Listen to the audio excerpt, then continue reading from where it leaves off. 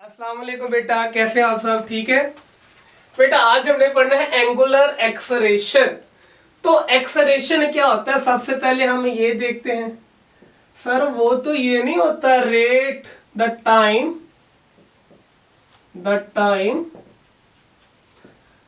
Rate of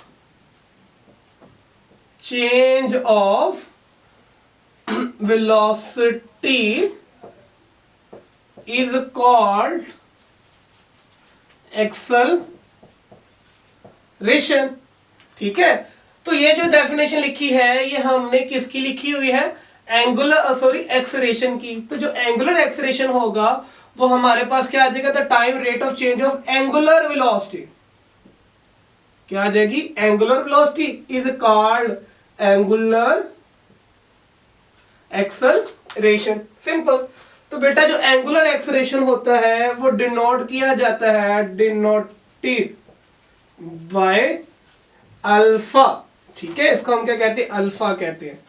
alpha particle नहीं कहना, यहाँ पे ये एंगुलर एक्सलेरेशन है। और इसका अगर फार्मूला बनाएंगे एंगुलर एक्सलेरेशन अल्फा का, तो आप क्या कहेंगे? आप तो यही कहेंगे change in angular velocity divide by time. तो एंगुलर वेलोसिटी चेंज के लिए क्या आ गया? डेल आ गया। एंगुलर वेलोसिटी के लिए ओमेगा आ गया। और नीचे क्या आ गया? Del T. तो ये बेटा अल्फा का फार्मूला आ गया। हमें पता है कि सर कि ये जो ओमेगा है ये मेजर किया जाता है रेडियन पर सेकंड में, और टाइम मेजर किया जाता है सेकंड में। तो ये सेकंड जब ऊपर जाएगा तो इसकी पावर -1 हो जाएगी, क्योंकि नीचे +1 है। तो हमें पता चला कि सर जो इसका यूनिट होगा वो होगा रेडियन पर सेकंड स्क्वायर। हमें यह भी पता है कि सर जो ओमेगा है, ओमेगा तो मेजर किया जाता है डिग्री में भी, डिग्री पर सेकंड में। तो हमारे पास इसी तरह एक और यूनिट बन जाएगा डिग्री पर सेकंड स्क्वायर। और तीसरा यूनिट क्या बन जाएगा? आप जल्दी से कहोगे रेवोल्यूशन पर मिनट स्क्वायर। ठीक है, अच्छा हमारे पास अल्फा आ गया which is equal to del omega over del T. तो ओमेगा किस में होता है? रेडियन पर सेकंड। तो आप मुझे बताएंगे कि सर इसकी तो 9 डायमेंशन, और नीचे बेटा क्या आ गया? सेकंड। रेडियन की क्या होगी? 9 डायमेंशन। ठीक है, और ऊपर सेकंड के लिए क्या आ गया? t-1, और नीचे बेटा t+1। ये जब ऊपर जाएगा तो आप क्या कहोगे कि सर जो अल्फा की डायमेंशन बनेगी, जो इसकी फिजिकल डायमेंशन है वो क्या आएगी? t-2। ये उसकी फिजिकल डायमेंशन आ गई। आगे हमें पता है एवरेज एंगुलर एक्सलेरेशन क्या होगा? तो एवरेज एंगुलर एक्सलेरेशन हमारे पास क्या होगा? Total angular velocity divide by total time taken. तो ये हमारे पास अल्फा क्या आ गया? एवरेज आ गया। इसके बाद हमारे पास instantaneous angular acceleration.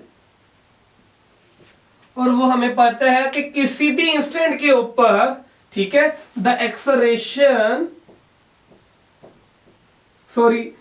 Angular acceleration is taken at any instant of time, या हम ये भी कह सकते हैं लिमिटिंग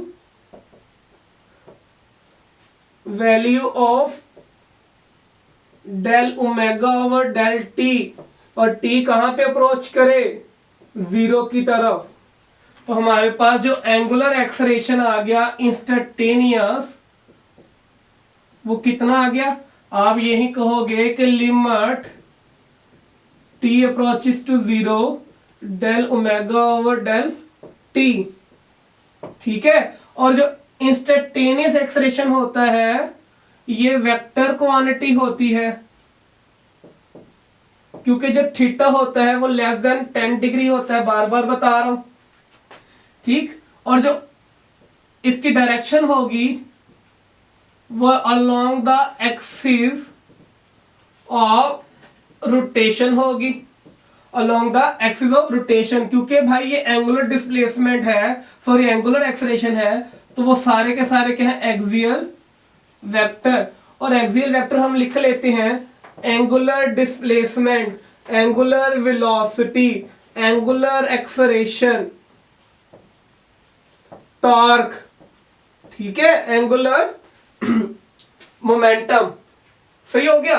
अब बेटा होता क्या है कि जब आप पंखे को ऑन करते हैं तो उसकी स्पीड क्या होनी शुरू हो जाती है, घूमने वाली स्पीड वो ज्यादा होने शुरू हो जाती है, और घूमने वाली स्पीड को ही हम क्या कहते हैं, एंगुलर वेलोसिटी। वो with the passage of time increase होनी शुरू हो जाती है। तो जब आप पंखे को ऑन करते हैं तो याद रखिएगा अल्फा और ओमेगा दोनों एक दूसरे के क्या होते हैं, अलोंग होते हैं। क्या होंगे, अलोंग, यानी अल्फा और ओमेगा की जो डायरेक्शन होगी वो क्या होगी, एक दूसरे के अलोंग, और थीटा इस कंडीशन में बेटा क्या होगा, 0 डिग्री। तो जब आप पंखे को बेटा क्या करेंगे, बंद करेंगे, तो रोटेशन, घूमने की जो स्पीड होगी वो कम होनी शुरू हो जाएगी। ठीक है, तो जब कम होनी शुरू हो जाएगी, अब देखिए यहां पे कि जब आप इसको ऑन करते हैं ओमेगा भी इंक्रीज हो रहा होगा, तो इस हिसाब से बेटा एंगुलर एक्सेलरेशन भी क्या हो रहा होगा, इंक्रीज हो रहा होगा। ठीक है, अब जब आप इसको बंद करते हैं ना पंखे को, तो बेटा उसके घूमने की स्पीड कम हो जाती है। तो इस कंडीशन में जब आप फैन को ऑफ करते हैं ओमेगा आपका डिक्रीज हो रहा होता है, तो इस कंडीशन में अल्फा एंगुलर एक्सेलरेशन और ओमेगा आपस में क्या होते हैं, एंटी पैरेलल, और थीटा बेटा कितना हो जाता है, 180 डिग्री। बेटा ये याद रखिएगा, ये एमसीक्यू एंटी टेस्ट में पूछा जाता है कि जब आप पंखे को ऑन करते हैं, जब ओमेगा आपका इंक्रीज कर रहा हो, घूमने वाला वेलोसिटी इंक्रीज कर रहा हो, एंगुलर वेलोसिटी इंक्रीज कर रहा हो, तो देन बेटा एक्सेलरेशन भी इंक्रीज होता है। दोनों में बेटा आपस में क्या होते हैं, पैरेलल होते हैं या अलोंग होते हैं। थीटा कितना हो जाता है, 0 डिग्री। और जब आपका रोटेशनल स्पीड, घूमने वाला स्पीड कम हो रहा होगा, तो हमारे पास बेटा क्या हो जाता है, ये एक दूसरे के एंटी पैरेलल हो जाते हैं, एक्सेलरेशन एंड एंगुलर वेलोसिटी एक दूसरे से एंटी पैरेलल हो जाती है। ठीक है, तो होप सो बेटा ये सारा का सारा जितना भी था हमने क्लियर कर लिया। ठीक हो गया बेटा, ओके बेटा, अल्लाह हाफिज।